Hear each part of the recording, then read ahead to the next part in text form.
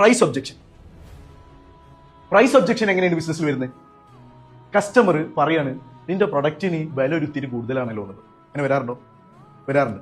വളരെ കസ്റ്റമർ പറയാണ് പ്രൊഡക്റ്റിന് വില കൂടുതലാണ്. ഇത് കേൾക്കുമ്പോൾ നിങ്ങൾ മനസ്സിലാക്കണം, ഇതൊരു പോസിറ്റീവ് ബൈയിങ് സിഗ്നലാണ്. നമ്മൾ എപ്പോഴാണ് ഒരു പ്രൊഡക്റ്റിന് വില ചോദിക്കുക? താല്പര്യം ഉണ്ടാവും അല്ലെ? നമുക്ക് ഇഷ്ടപ്പെട്ടാൽ അല്ലെങ്കിൽ നീഡ് കണക്ട് ചെയ്യുന്ന സമയത്ത്, ഇഷ്ടപ്പെടുന്ന സമയത്താണ് എന്ത് ചെയ്യുള്ളൂ നമ്മളൊരു പ്രൊഡക്റ്റിന് വില ചോദിക്കുള്ളൂ. Yes or no? ഓക്കെ, അപ്പൊ ഇതൊരു പോസിറ്റീവ് ബൈയിങ് സിഗ്നലാണ്. ഓക്കെ, പക്ഷെ അവിടെ ഒരു ക്ലാരിറ്റി കുറവുണ്ട്. കസ്റ്റമർക്ക് വാങ്ങുന്ന അല്ലെങ്കിൽ സ്പെൻഡ് ചെയ്യുന്ന എമൗണ്ടിനുള്ള വാല്യൂ പ്രപ്പോസിഷൻ ഉണ്ടോ എന്ന് മാത്രമാണ് എന്ത് ചെയ്യുള്ളൂ കസ്റ്റമറിന് ഡൗട്ട് ഉള്ളൂ. ആ ഡൗട്ട്സിന് എന്ത് ചെയ്യണം? നിങ്ങൾ ക്ലിയർ ചെയ്യുമ്പോൾ എന്ത് ചെയ്യും? പ്രൈസ് ഒബ്ജക്ഷൻ ഹാൻഡിൽ ചെയ്യാൻ പറ്റും. നിങ്ങൾക്ക് നിങ്ങളുടെ സ്ട്രേറ്റ് കോമ്പറ്റീറ്റർ അഥവാ ICP, നിങ്ങളുടെ സ്ട്രേറ്റ് കോമ്പറ്റീറ്റർ നിങ്ങളെക്കാൾ വില കുറവാണെങ്കിൽ അല്ലെങ്കിൽ നിങ്ങൾ കൂടുതലാണെങ്കിൽ നിങ്ങൾ എന്ത് പറയണം? യെസ് സാർ, ഞങ്ങളുടെ പ്രൊഡക്റ്റിന് അല്ലെങ്കിൽ നമ്മുടെ സർവീസിന് ഒരു ഇത്തിരി റേഞ്ച് കൂടുതലാണ്.